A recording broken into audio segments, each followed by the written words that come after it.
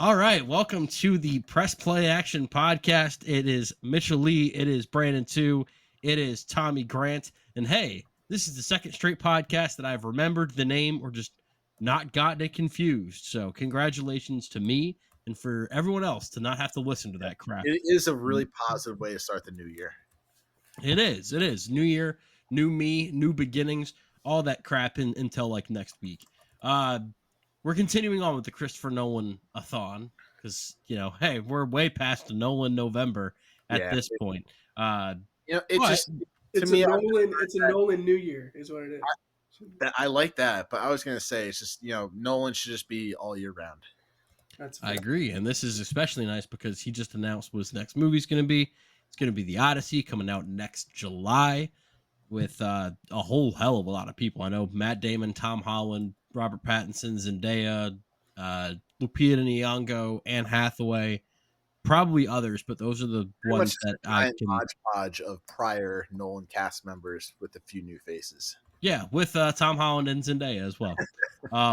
So we're going to talk about two of Nolan's more recent movies today. We're going to talk about Interstellar, which came out in 2014, and then 2017's Dunkirk.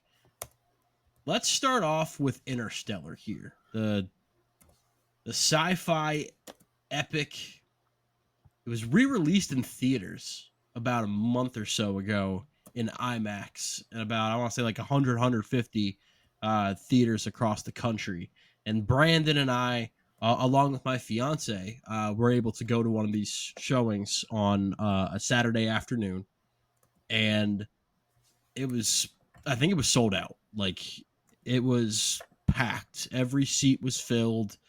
And it was one of the more memorable movie-going experiences that I've had in the last year or so. Because, one, the South Point IMAX in Durham is just my favorite place to watch a movie.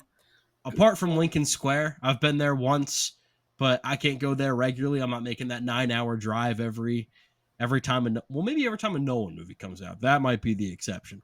But I loved getting to see this again because I hadn't seen it in IMAX before. I've seen it in the theater, but originally it came out November 7th, 2014. Stars Matthew McConaughey, Anne Hathaway, Jessica Chastain, and Michael Caine, who is you want to talk about Nolan mainstays. Michael Caine's in just about every Nolan movie.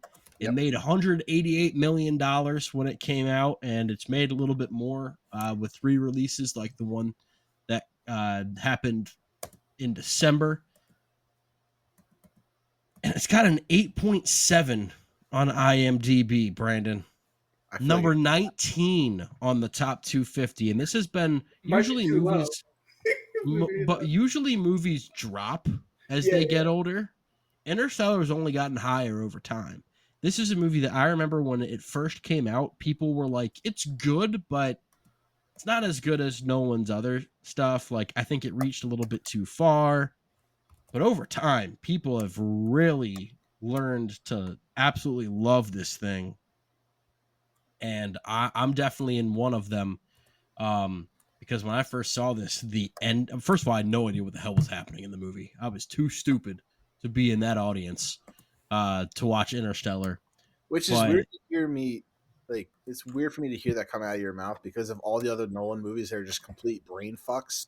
This is the movie that blew you over. Like, yeah, but Mitchell's matured. He's matured as a moviegoer and the themes and the different twists.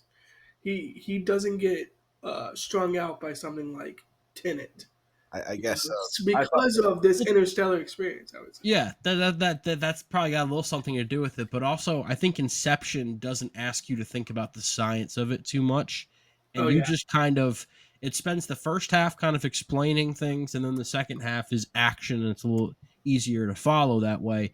Interstellar is very science-heavy, and... I didn't think it's very simple. It's just the fact that world is ending. They need to find a new place. They got to go explore space. I think that after seeing it so many times, I'm not quite thinking about it in those terms that I did when I first saw it. I think it is a little bit more simplistic, like you just mentioned it. But yeah, like you mentioned, the plot is Matthew McConaughey. He's a dad, but the world's kind of, no one can grow food anymore. And Michael Caine's like, hey, I've got this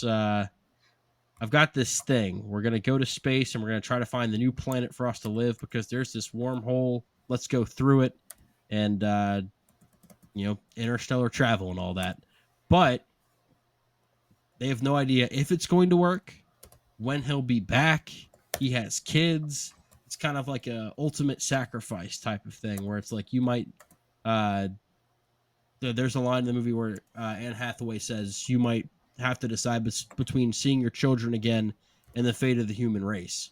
Yeah. And that is pretty succinctly the plot of the movie, where it's about setting up this relationship that he has with Murph, his kid, played by Mackenzie Foy, who I think does a fantastic job here. And his 15-year-old son that he doesn't give a fuck about, played my boy Timothy Chalamet, before I knew that he was my boy. But he doesn't really have a whole lot to do here. Yeah, atop the 2024 White Boy Power Rankings, for sure. Yeah, Timothy Chalamet said he was doing one of those actors on actors YouTube videos with Emma Stone, and he said that after he saw the movie, he came home and cried because he loved it so much, but also he thought he would have more scenes. And he saw it like 8 or 9 times just to make sure that he didn't miss something. Which I think is funny. And also I'd love to see Timothy Chalamet in a Nolan movie where he has more to do down the line. But let's dive into this thing, because this is a movie that grew on me over time. What's your guys' experience with this? So this was, I think, my first real true Nolan movie aside from the Batman trilogy. Because I kind of put those kind of as a side piece in terms of Nolan movies because they're kind of their own unique film set. I agree. So yeah, this was definitely my first, I think, only Nolan movie I had seen going into this. I really enjoyed it. I saw it when it came out in theaters. I saw it in IMAX. It was incredible. Just the visuals, all the things that were shot. Cast was great because obviously Matthew McConaughey is just that suave, chill dude in every movie he's in. I've definitely seen it probably close to a dozen times since then, and I like it more and more every time I see it. Yeah, my background with it is I saw it, I want to say one time, like 2 years after it came out or something like that. I watched it at home. I didn't see this in theaters, but I loved it. I just was like, wow, I should have saw this at theaters. I should have been more active in going in a movie theater going experience, and actually caught this on the big screen. And with re-releases, I just haven't really got to catch it until last month. So I was blown away by seeing it on IMAX and seeing it the first time, and like it was really impactful in terms of I just hadn't really seen that movie in that space before. But you see all the memes and you see like the scenes where like the classic like McConaughey's behind the bookshelf like screaming at Murph. Like that's a scene that's like iconic and like floats around social media. But then like when you actually see it in the context of the movie, it's a very like emotional and impactful scene. And it's just really funny that like scenes like that have been memed almost. As because there's such good scenes and there's such good looking scenes. And there's a ton of those scenes in that movie. It's not just the McConaughey behind the bookcase. There's a ton of them. Yeah, I mean when they're trying to dock the ship on the space station, that man, I mean that's like cinema. That is an awesome scene. Honestly, the whole second act of the movie was great in IMAX. The first act you wouldn't have to see in IMAX. There weren't really that many great shots, but the second act and the third were just incredible in IMAX. The first act is definitely more setting up the emotional stakes, getting to know Coop, played by Matthew McConaughey, and Murph. And again, the Mackenzie Foy's face as she's kind of watching his truck drive off is burned into my memory for life. Yeah, that was heart wrenching. It really does set up a fantastic relationship between the two of them. And some people, because their relationship is so good, it's like, well, why even bother having the son? And it's like, well, there's reasons for that as the story kind of moves along. But Sometimes she people was have more than just one kid. exactly, yeah. That But that does happen, the believe it or not. dichotomy of like Murph and the son are We're calling him the son. That tells you everything you need to know. yeah. Murph and that other fucking guy, I honestly don't. Do we know the kid's name? God, I'm so Tom. terrible. It's Tom. Is it? Oh, Which is great. funny because Tom Timothy Murphy, Chalamet. yeah, Tom Murphy, good baseball player, Tom Murphy, solid guy.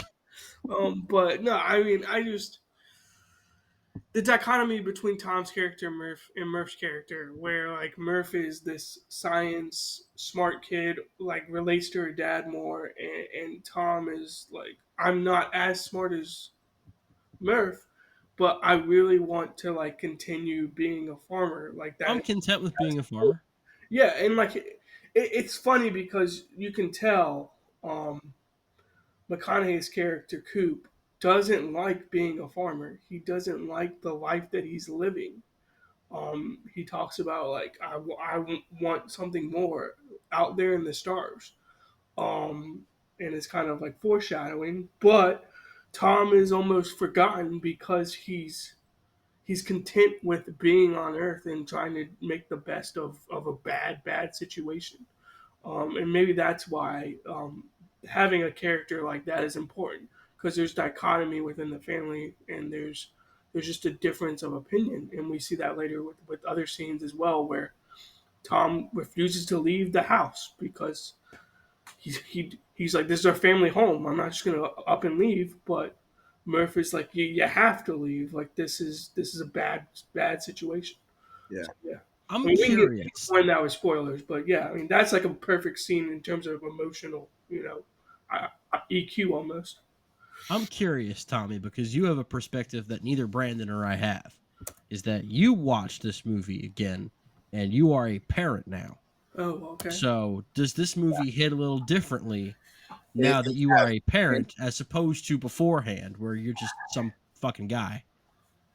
The scenes where Coop is in space watching the videos of his kids talking to him, that hurt me the most because I'm like, I can't even imagine the emotion that he was feeling, but the character was feeling in those moments. I mean, he had a grandchild and lost a grandchild on the span of like 7 seconds. Yeah.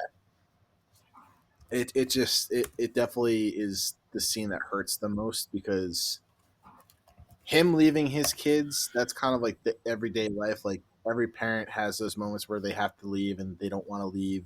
Their kids don't want them to leave. Like that's just kind of a day-to-day basis as being a parent. Like dropping my kid off at school, she cries, when you leave the room because she wants to stay with you. It hurts you, but you're like, tough shit. You got to go to school. I got to go to work. But leaving the planet knowing that you're never going to see your kids again, like it's pretty much a guaranteed thing.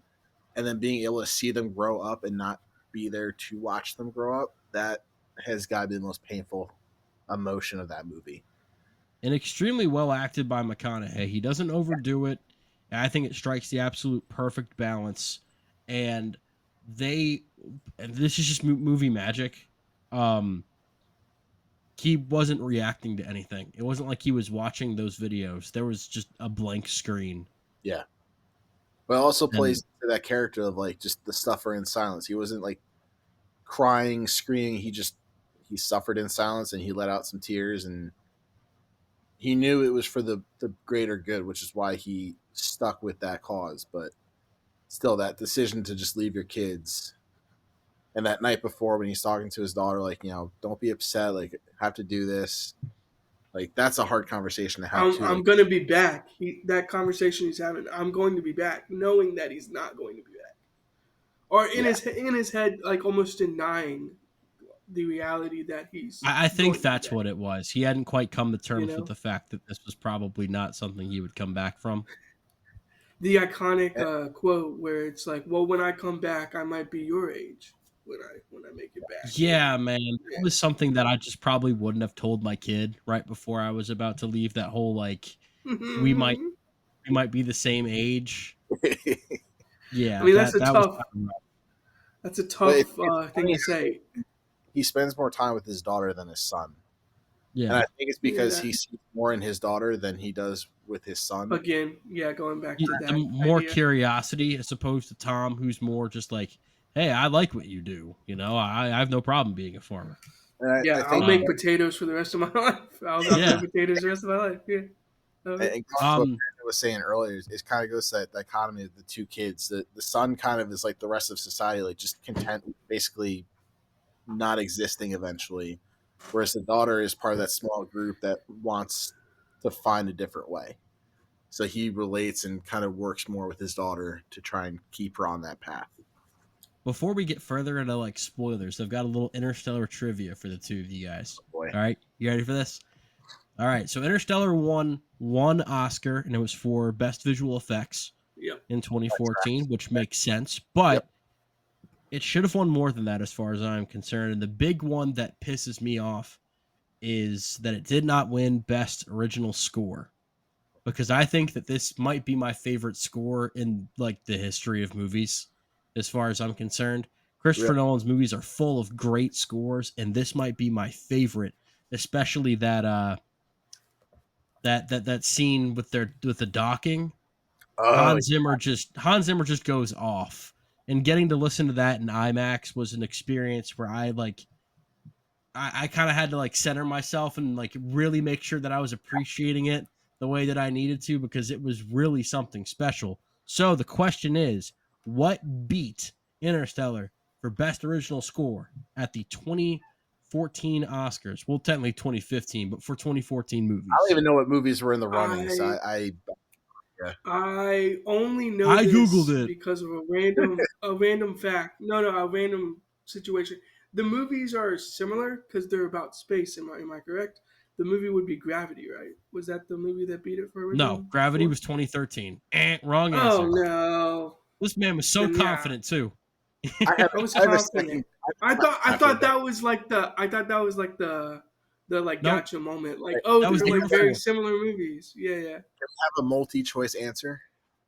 Oh, okay, I will give you the nominees. You ready? Yep, let's hear it. Once you The give the Grand nominees, Budapest Hotel, The Imitation Game, Mr. Turner, and The Theory of Everything. I don't think I've seen any of those movies, guys. Well, I've never. I don't know if I've seen any of those movies either. I would say The Grand Budapest Hotel because it's the most famous out of those. That's it. Out of those ones. That one won. I've seen all of them except Mr. Turner. How does that beat Interstellar? That is insane. No, I don't. I don't get that at all. I just don't. I don't get it. Makes no sense. Hans Zimmer. Also, this movie. We talk about. Well, we talk about Deakins with cinematography, and Zimmer with like score. Those guys are in their bag like constantly. Like, how do they not win more awards? Like, they should be winning basically all these. Makes no sense. Should be sweeping these categories. It's just Another question. Why was I was so confident with Gravity. I was so confident. It was obsessed with space. Is that what you said? Because because you had Gravity, you had Interstellar, and then the year after this, coincidentally, another movie about Matt Damon getting lost on a planet, The Martian. All those movies are fantastic, by the way. Yeah. I think they are. Yeah. Avatar had a little something to do with it. Okay. Avatar blowing up in 2009. I think people were like, "Oh, well, going to a different planet and going to a different planet type of stuff." It was really, I don't. That's my best guess. It may be completely wrong. Yeah, I don't know. Also, as far as the like funny sci-fi part is goes, Interstellar, District 9. I don't know. Yeah, District 9. Well, I was gonna say Interstellar like lives in this world where it's on planet Earth, or this like futuristic planet Earth, I guess, for like half the movie, and then it's like, all right, let's transition to like space and time travel and going to a different planet and being basically in a space station for X amount of time. It kind of lives in both worlds, but I guess people like the science, the sci-fi aspect of it, where like space travel and going to different places. Like, I think that's always going to fascinate most people, to be honest, just because we don't know a lot about it. Yeah. Like, you brought up the science aspect of this movie, Mitchell. Like, how much can we back up that the science portion of this movie is totally like correct and like actually factual? Well, When they're let's talking about like black holes and before I get into you know what I trivia mean? question, before I get into trivia question number 2, one of the executive producers on this movie Oh, was Kip Thorne, who was a theoretical physicist that worked with Stephen Hawking. So this movie probably has a lot more legitimacy as far as the actual travel goes and relativity and that They type of kind of thing. played over a lot with the theories that were out there. So a lot of it was theoretical that they put in the movie.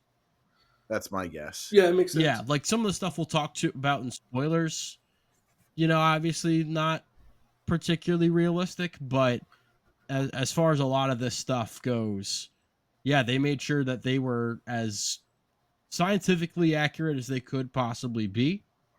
Also, I mean, that's this cool. movie was That's cool to never in hear. first. This movie was never in first place at the box office, which sounds strange for a Nolan movie, but Oppenheimer also wasn't ever in first place because it was Yeah. blocked by Barbie. What movie blocked Interstellar from the top of the box Wow. office? So 2014, what movie blocked Interstellar? Man, Mitchell, I should have. This should have been a 2015 movie. I would have been locked in on the 2015. This was like right before. So I went to movies like in my early high school career, and then after I graduated high school, I kind of took a hiatus until like junior year of college. So I just wasn't Tell going you, to when you movies met as me, much. Yeah, that yeah, dragged you to almost when movies. I met you, basically. I always liked going. I just kind of took a hiatus. Crap. I'm looking. 2014. Is it I'm looking. Whiplash? It can't be Whiplash because Whiplash wasn't that successful. Whiplash made like nothing at the but no. Yeah. Gosh, I don't know. Was it? What would have blocked this movie? Like it's sci-fi and Nolan too. Like who wouldn't have wanted to go see Right this after movie? the Dark Knight trilogy and Inception. So all right. So here are a couple of the top 2014 movies. We got Fury, Into the Storm, Dracula, American Sniper, Imitation Game. It's got to No. be American Sniper. No, Everyone was American about Sniper. American Sniper. No, Didn't get a wide release until 2 months after this. So tough. Was it Fury? no, it wasn't Fury. No, I do like Fury. Was I think fifth. Fury's a good No. movie. Yeah. I like it too, but okay, I'll give you a hint. Is it another Animated. Movie?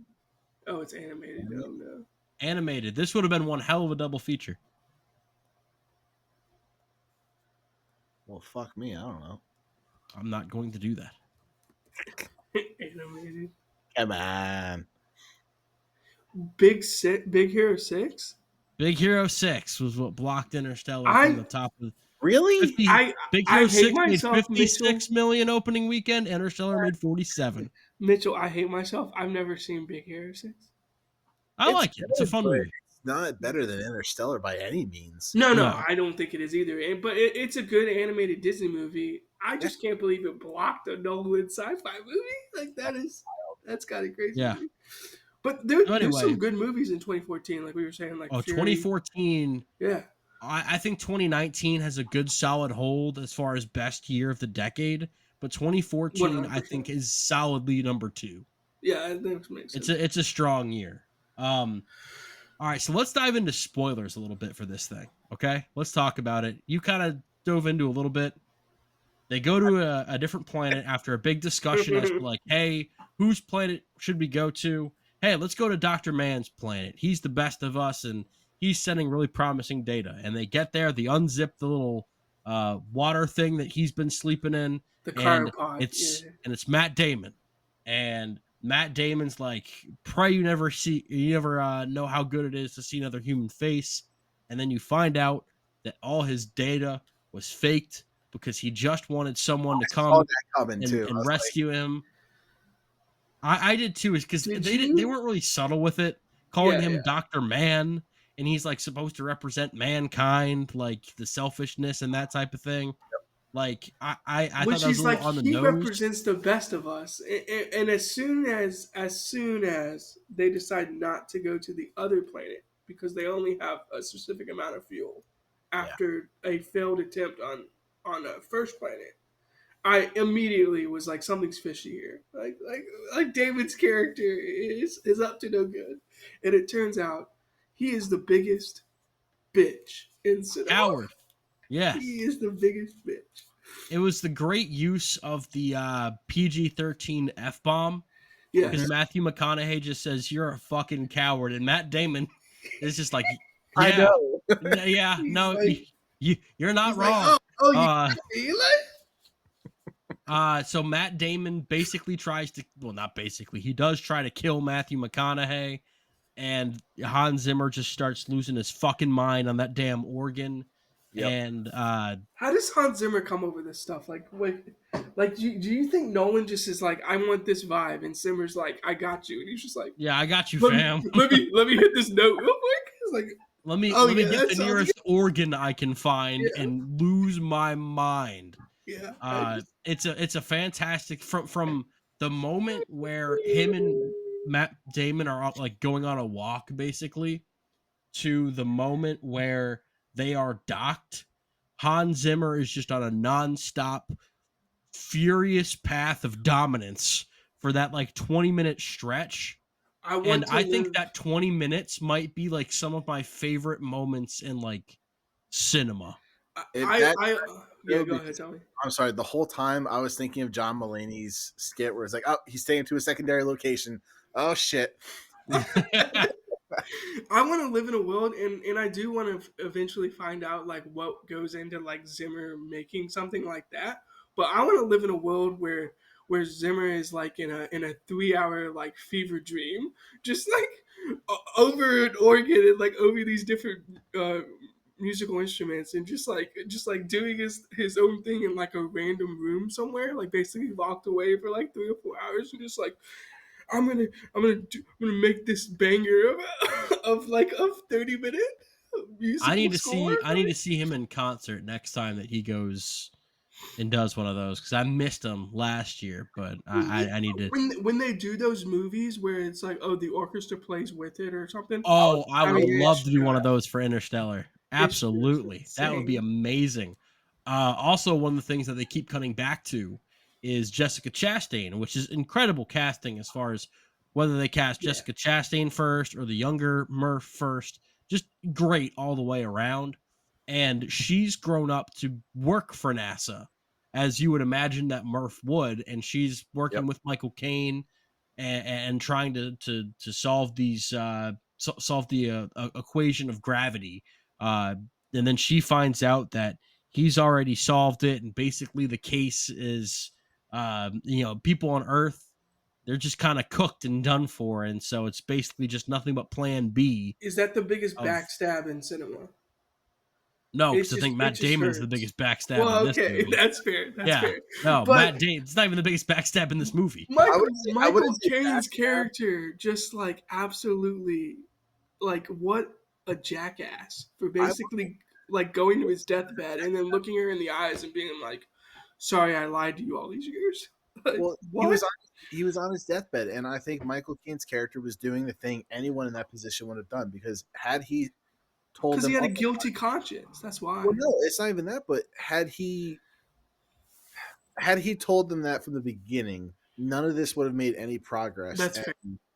everyone would have just given up, because everybody has that mindset of, if someone from knowledge and authority says, hey, plan A isn't going to work, everybody's going to go straight to, we're fucked. So he probably knew, I have to keep this going and keep people working, and maybe by some miracle's chance we'll figure it out, even though I know. Maybe we'll figure it out, but if we don't, we're But going to there's be in hope. a good position Yeah, there's hope. to be able to at least advance in a different way. Yep. Yeah, I mean, I understand why he lied, but it seemed very disgusting to be lying in his deathbed and being like, "Oh, by the way, Murph, I'm sorry, but But then again, like backstab, like usually has malicious intent behind it. Yeah, where, I do think I he's think not there was more malicious with it. That's deception fair. than a backstab, but that's just No, that's fair. I'll walk back the backstab. And Mitchell's right. It's not even the biggest backstab in the film. Like Matt Damon is Yeah. the biggest villain in this film. And that I would say was a backstab because that was. And his is malicious and selfishness. Like it's just like, Yeah. I think the human race has a chance to survive, but you know what? I wanted to get off this planet, so like middle fingers up, like fuck all of y'all. Basically, it's what he went with.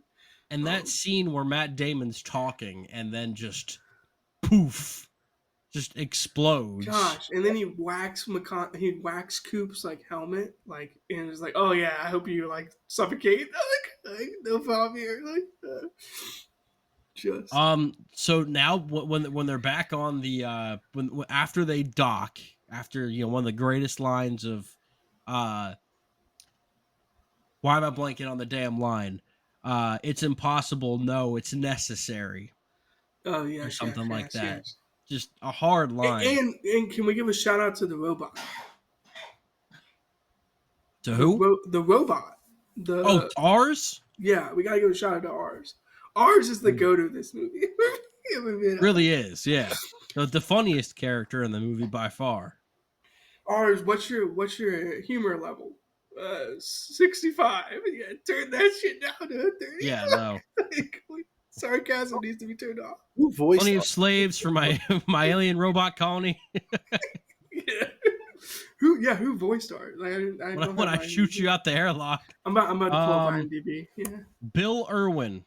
Oh, okay. I'm not sure. I don't know who that is. Okay.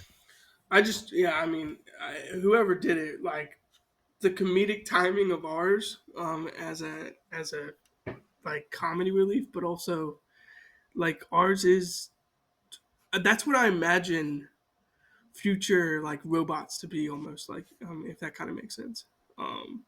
Like they're not deadly. They're not trying to take over the world. They're there to help you, but they're also like they're robots, so they don't have like the same emotional maybe intelligence that some of us have. Like you know what I mean? Kind of how I look at it. But yeah. I mean, where else do you want to go? So they dock the ship, Mitchell. The line They happened. dock the ship and then they go around Gargantua. And the visuals of that were fantastic. Yeah, I was just especially on IMAX, but also I remember watching it on like a 32-inch TV in my bedroom a few years back. Yeah. You can watch that on a 10-inch TV. You could watch it on the tip of your penis, and it's still like, oh my god, this is really impressive. But IMAX definitely brought it to the next level. And they go and McConaughey just ejects, and I'm like, okay, what's the fucking point of that? He's just gonna die, and then he lands in this like bookshelf thing, and you find out that it's been created by like advanced humans in the future, and they've basically set it up so that Coop could communicate with his daughter with the watch, which is, look, this is where I had my complaints the first time around when I saw it. I will definitely agree. This is where I lost a little bit in this movie, where I'm like, all right, this is a little too far-fetched for me. We lost the plot here. However, I will say this as someone that watched it 10 years after the fact. I was kind of just willing to go with it because the emotional beats were hitting. Mm-hmm. And so I was willing to give it a little bit of slack because it was working.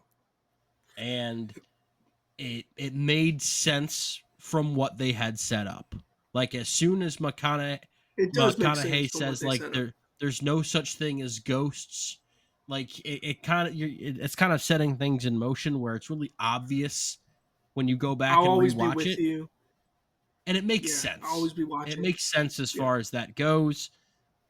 He sends her everything that she needs to know, and then he wakes up and things have been figured out. They're on this station.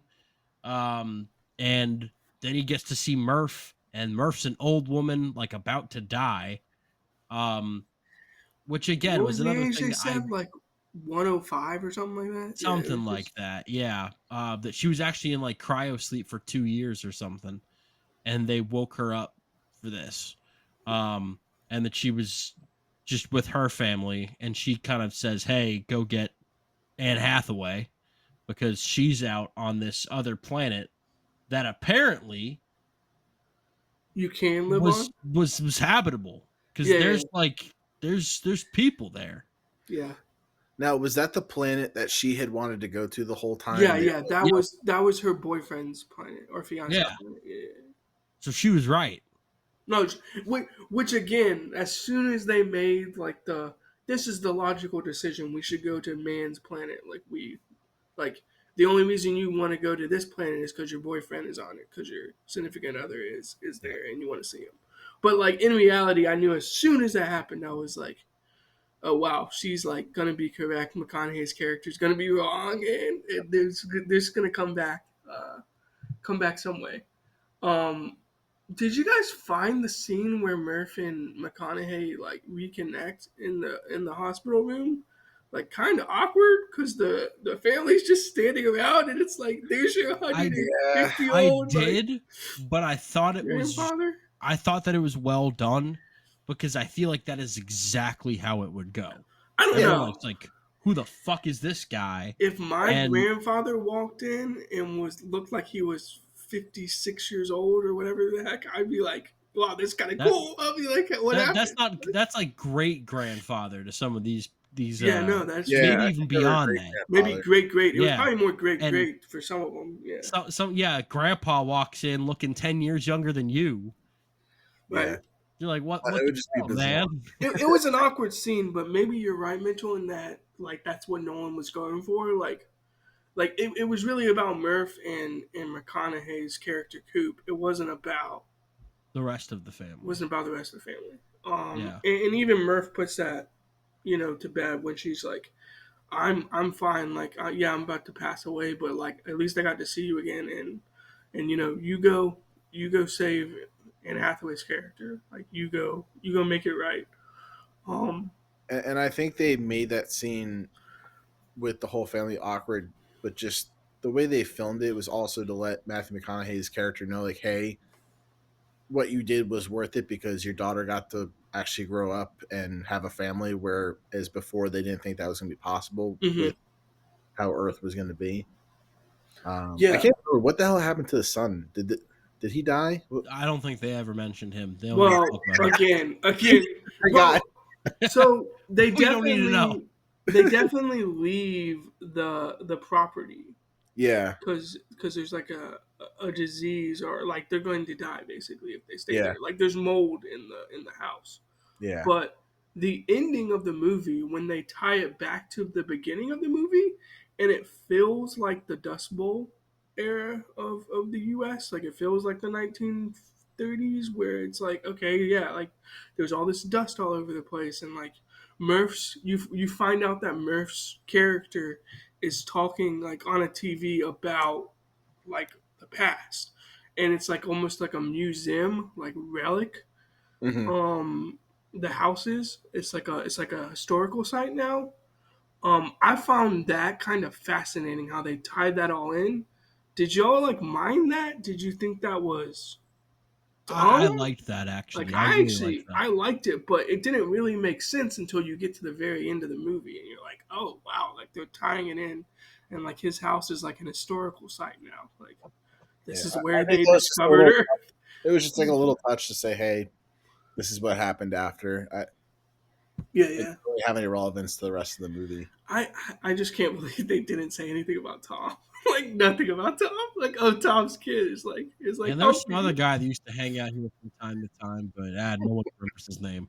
Yeah, we burned his crops so he had to leave. Oh, Like I think I say we burned his corpse. I'm like, damn, no, that's yeah. dark as hell, I but mean they might have. probably. All right, grade time. Tommy, you want Oh to start us man, off? Yeah, I'm gonna give it a 40%. that's tough. Tommy, we need to burn your corpse. Hey, I'm gonna go with No, I mean an A is still nice, but it's too low. if you're a bitch, maybe. I'm gonna go with an A. Sorry, I have a brain. A plus. fuck you. A plus 37.79%. Wow, you're too low on this. I don't think you actually want I'm to know guessing my you're grade. going. I guess you're going a little higher then. Well, if you've been following along on my letterbox, Mitchell, this is You update it every 2.5 yeah. years. I did update the You gotta pro be more like though. me, Brandon, and he'll actually pay attention to yours. Yeah, that's true.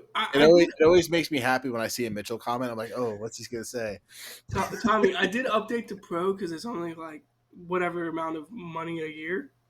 And I thought it was worth it. So I'll probably be on it more now that I'm invested in it. You know, got a little money in the game. But yeah, Mitchell, this is high. This is one of my favorite movies of all time. A plus 90.5.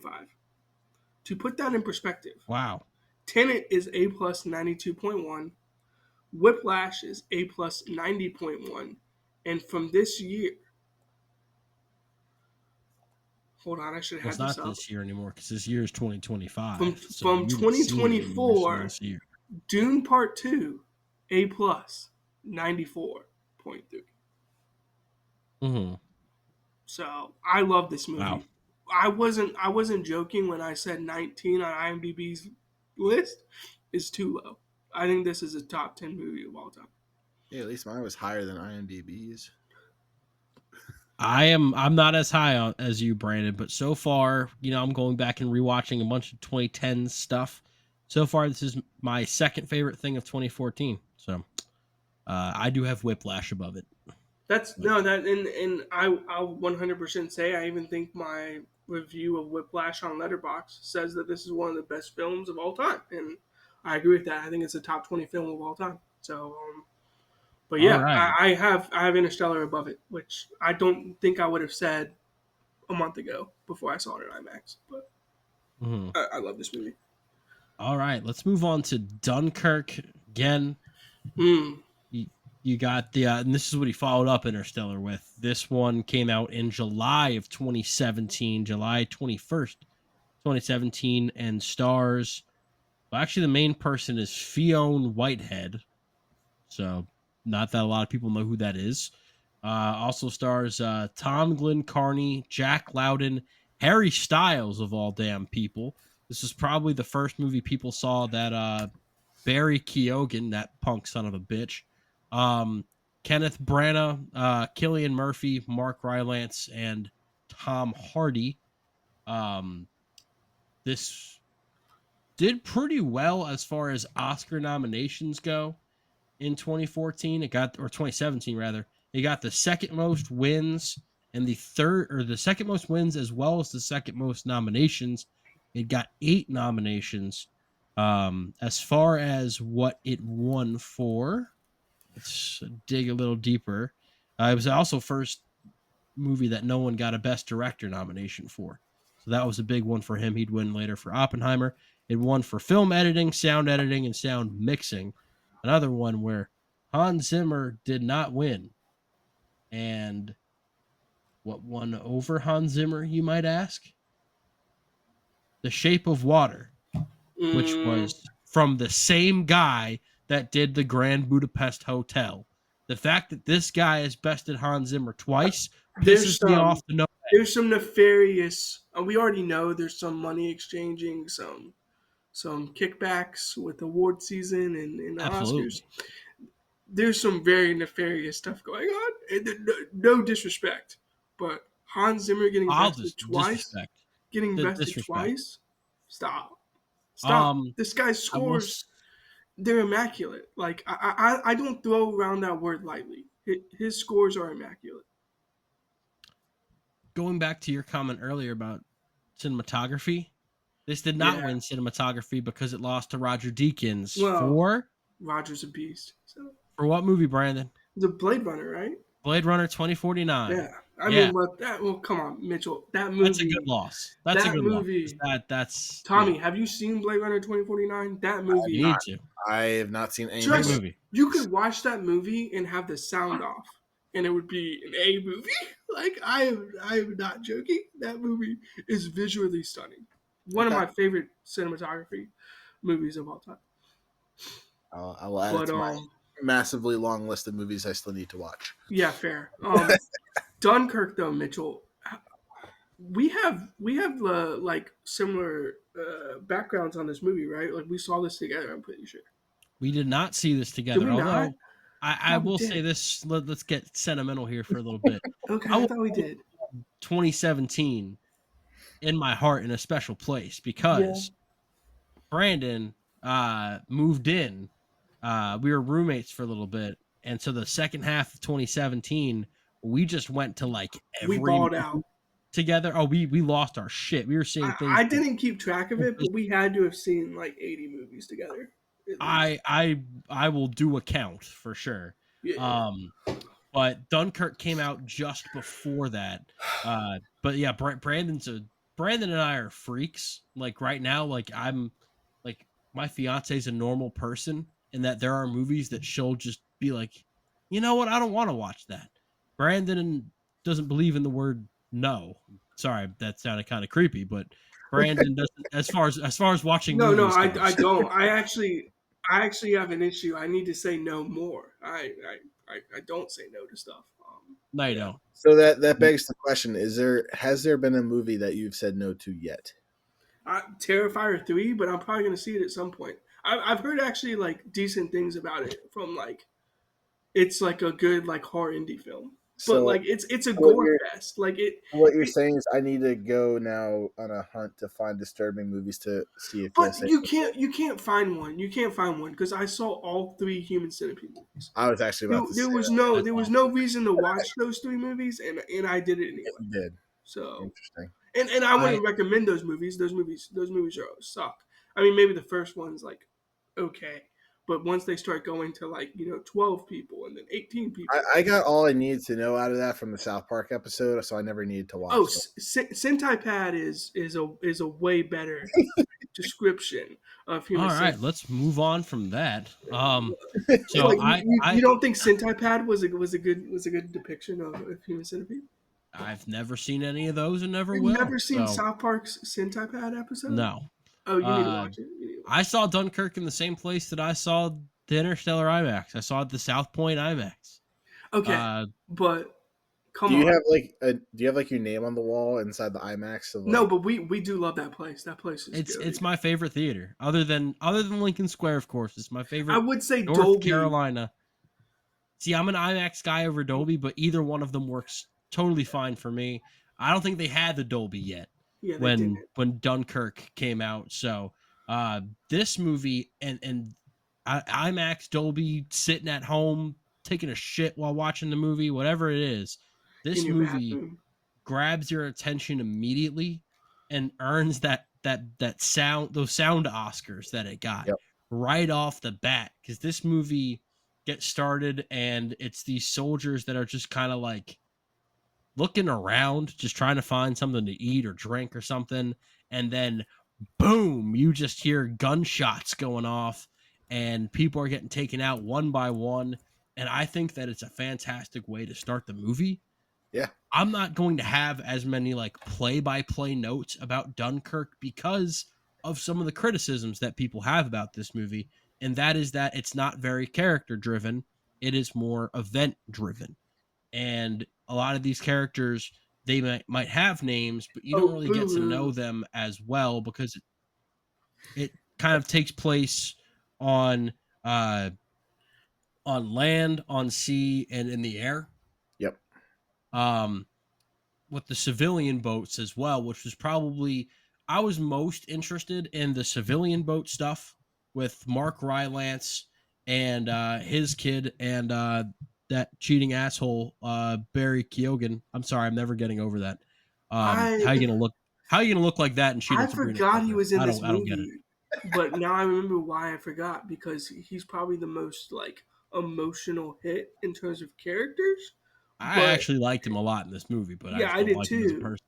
But But um, but yeah, he's probably the most character-driven plot in the entire movie. Everything between else him is okay. and Killian Murphy, who just kind of washes up, and Yeah, that's definitely his. I mean, he's got PTSD out the ass. It's crazy, and Mark Rylance is one of these civilian boaters that is just kind of getting people out of there, um, because things have gone so haywire.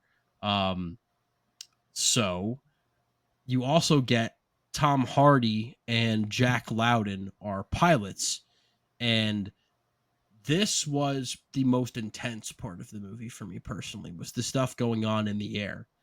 Is it Top Gun Maverick as far as the intensity? No, it's a lot more slow, and I think part of that added to the intensity is it felt like there's a lot of flying and just kind of covering people. But then when things happen, it's really intense. And it is a game of chess and not just immediately shooting. You know, Yeah. you kind of got to. There's one where it's like, hey, if you go right here and kind of bank left, then he's going to be perfect. It was It was fantastic. for me. That was a great scenes for dogfighting, and that's something we don't really get as much with Top Gun. Because Top Gun's more like the mm, hot flash of fighter jets going super fast, doing crazy maneuvers. They don't have as much dogfighting as they did back in World War II because the planes were slower, the guns weren't as accurate, so you had to really make sure you had your shot right and And do. they weren't loaded with, again, Brandon, you know how much I love Top Gun Maverick, so I'm not going to talk bad about that whatsoever. And I think that Top Gun Maverick is a better movie than Dunkirk. So again, not, there's but it's something just, different about the it's, subwoofer in the Dolby seat. When they get locked in, there's just something but, different. but it's very different than that type of Yeah, yeah. dogfighting. Yeah, And I really appreciated that. And I loved how, I mean, again, I know the cinematography lost a Blade Runner 2049, but how open things were, right? It just felt like the skies were just huge. yeah, And I really appreciated that. It's another great Tom Hardy performance in a Christopher Nolan movie with a mask on most of Mm, the time. Um, this was my introduction to Jack Loudon, who I really wish I saw more of, because between this and Fighting with My Family, I don't know if any of you have seen that movie. It's really good. And he's an actor that I really like. I just wish that he would do more. But then you also have kind of the, I don't want to say foot soldiers, but that's just kind of, they're on the ground and they're just trying to find a way out of this situation, right? They try to find their way onto a boat. Okay, then the boat gets bombed, and yeah. then yeah, they're taking they're taking heat from the skies, and I really liked Harry Styles in this movie, man. yeah, I thought that he was really He was good. good. I mean, like, I will give him that. It was a really good performance by him. no one didn't know who he was when he cast him in the movie. He just came into audition, and no one didn't know who he was, and I just think that's hilarious.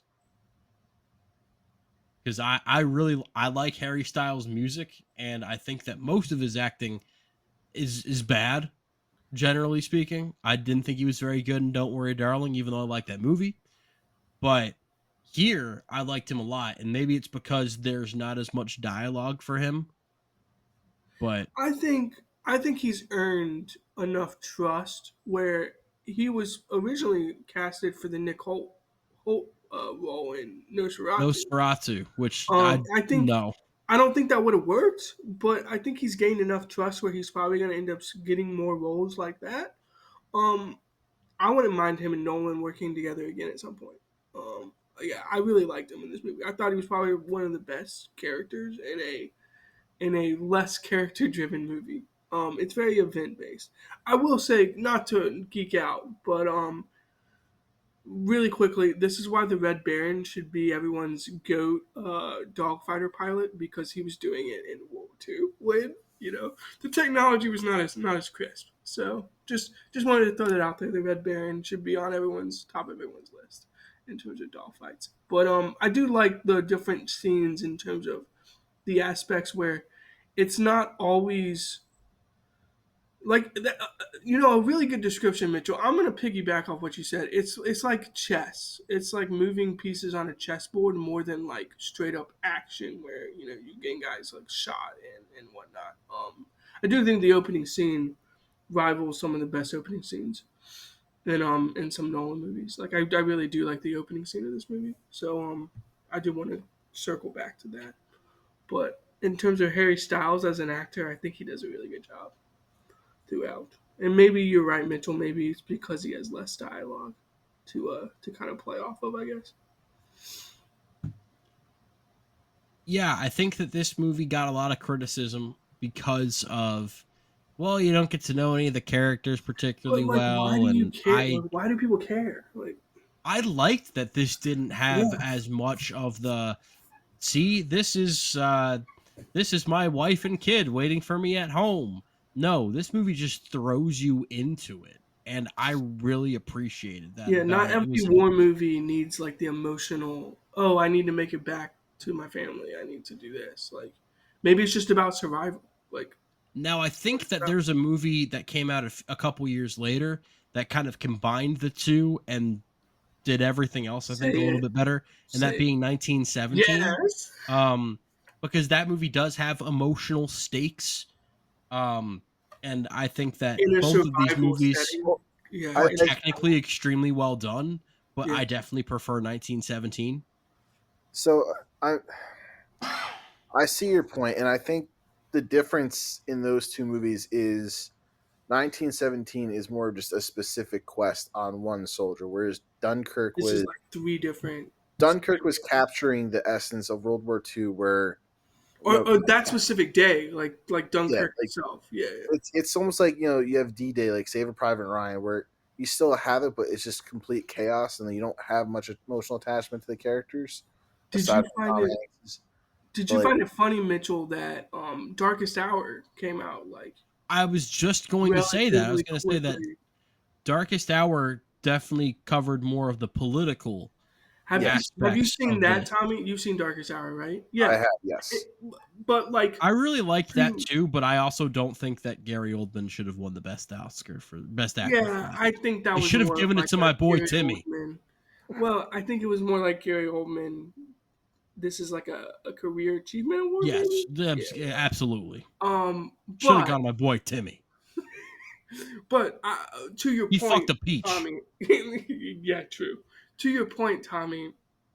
Uh, this is more like one moment in space, but like covering all these different aspects rather than just like a specific plot or a specific point.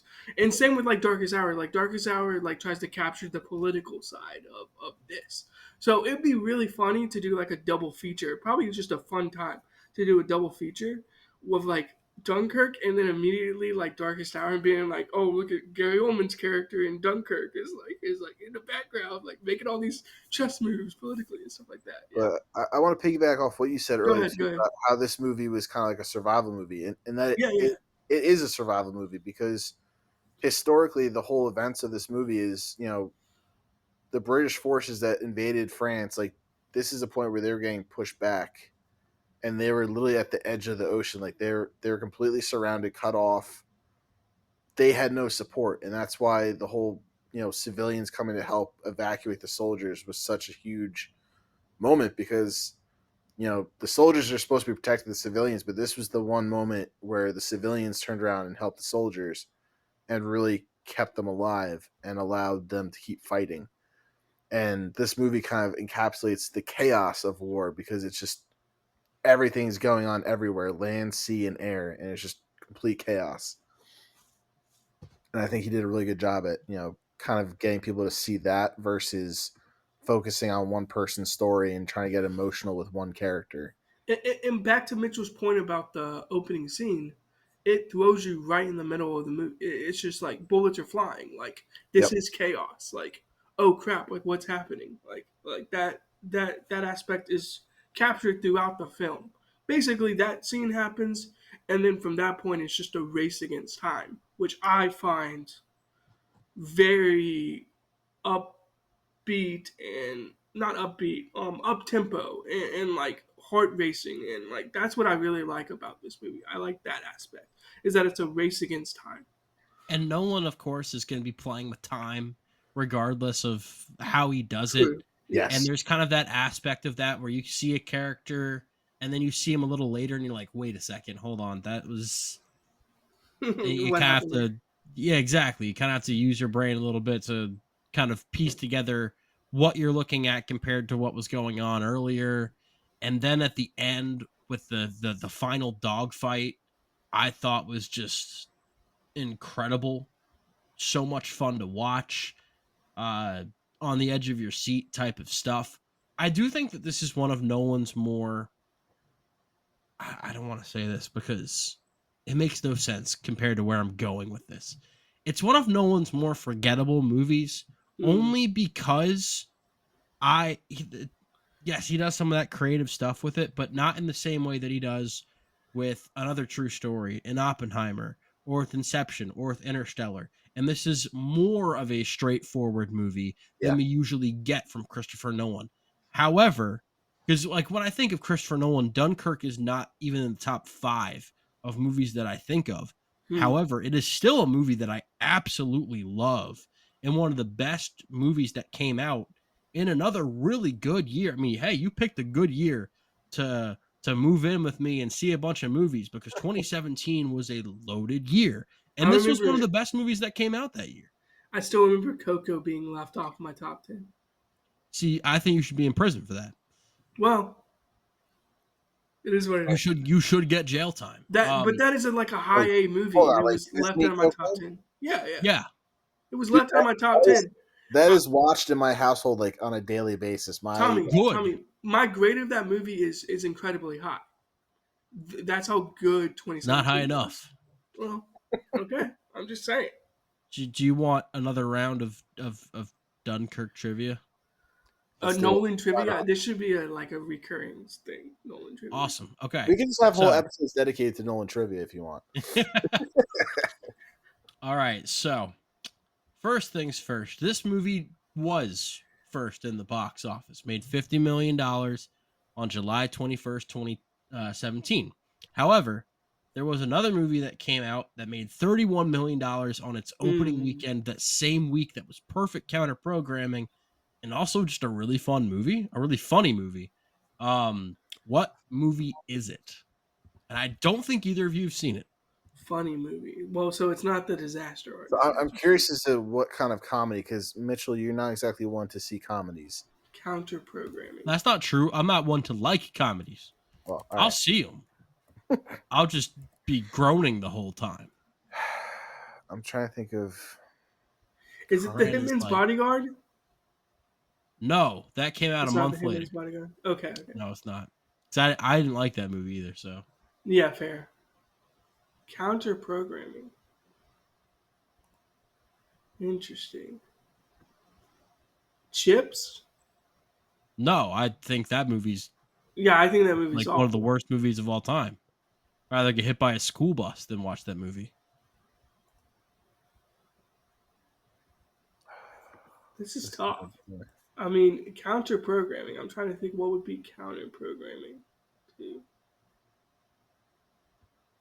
All right, I found it. Is it The Death of Stalin? No, that came out the next year.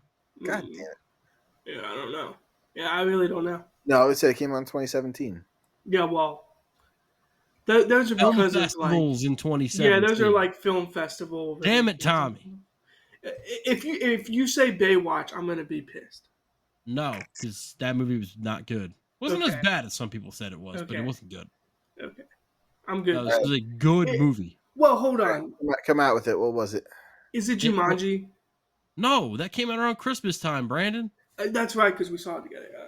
No, we didn't. Yeah, we did. No, we definitely have seen that movie together. No, we I don't didn't. know. We've seen it together. I don't I know. saw it with Greg.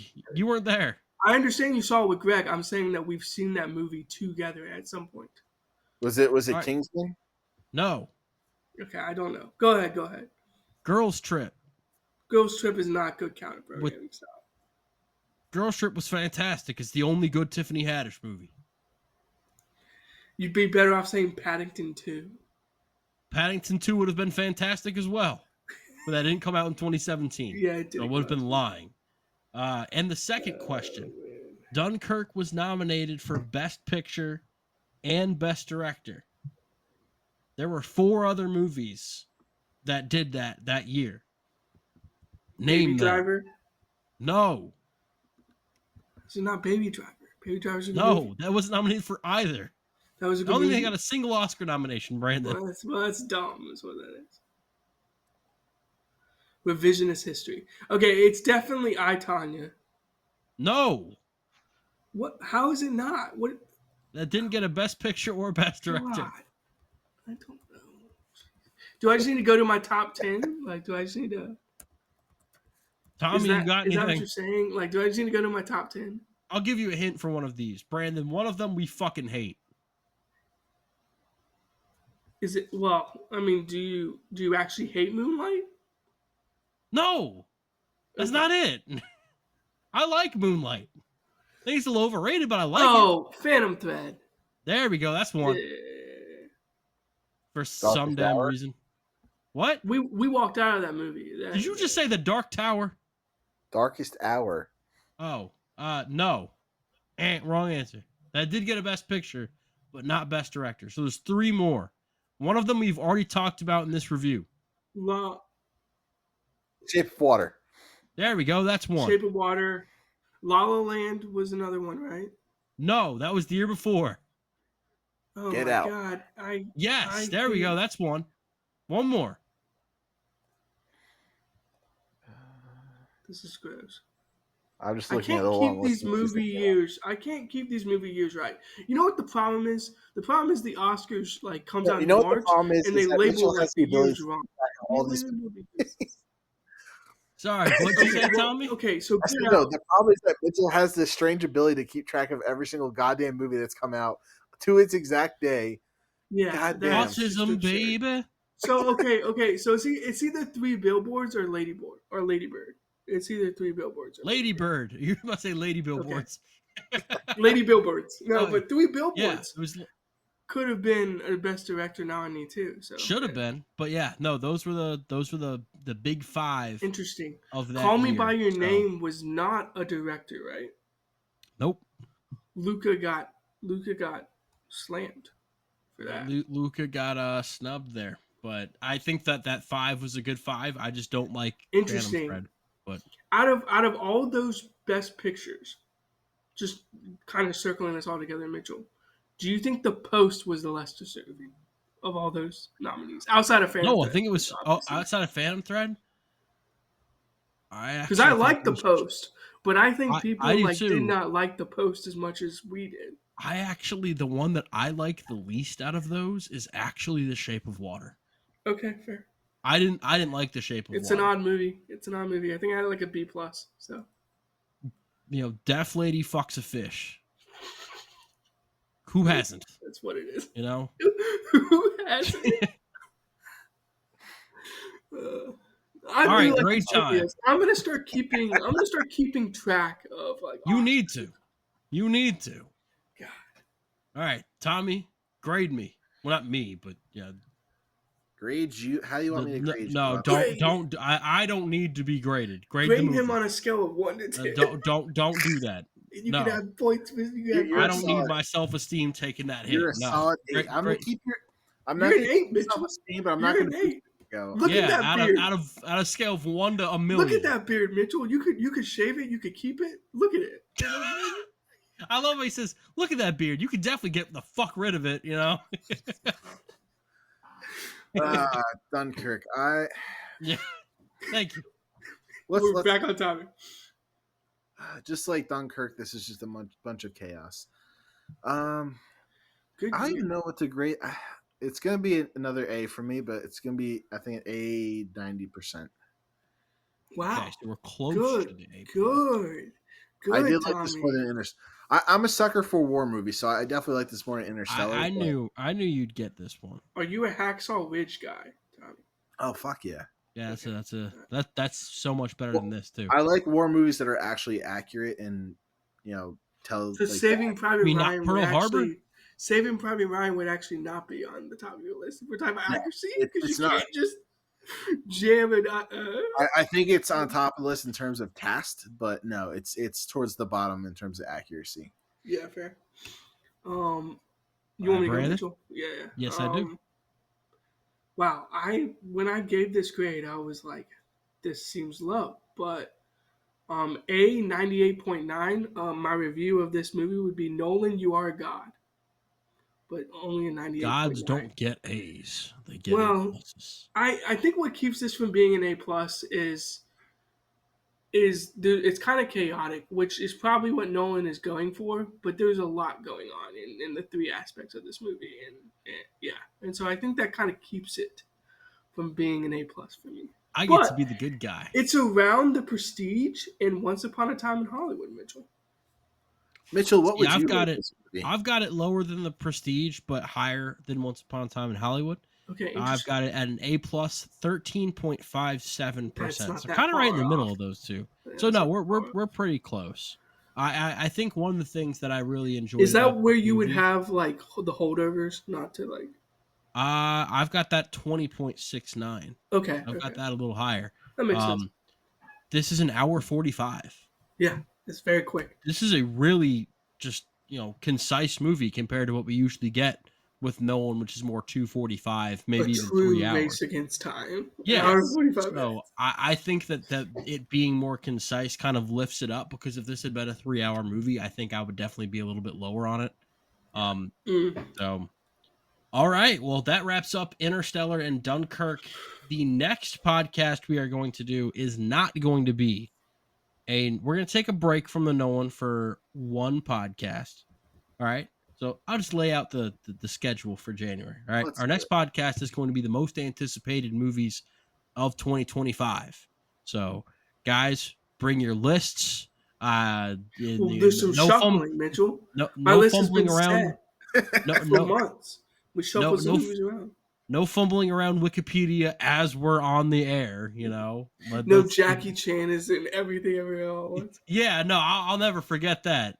You're like, oh, I can't wait to see everything ever all at once. It's got Jackie Chan in it, and like, You racist. no, it doesn't. No, I got duped by a Wikipedia page, Tommy. You got duped by someone who was racist. Yeah, I'll never forget. Steven, yeah. Which is the worst thing to be. And then after that, we will do Insomnia and Oppenheimer, and then after that, then we're going to do our best and worst movies of 2024, because they just don't want us to see the brutalist, Brandon. They just. So is it not coming to South Point?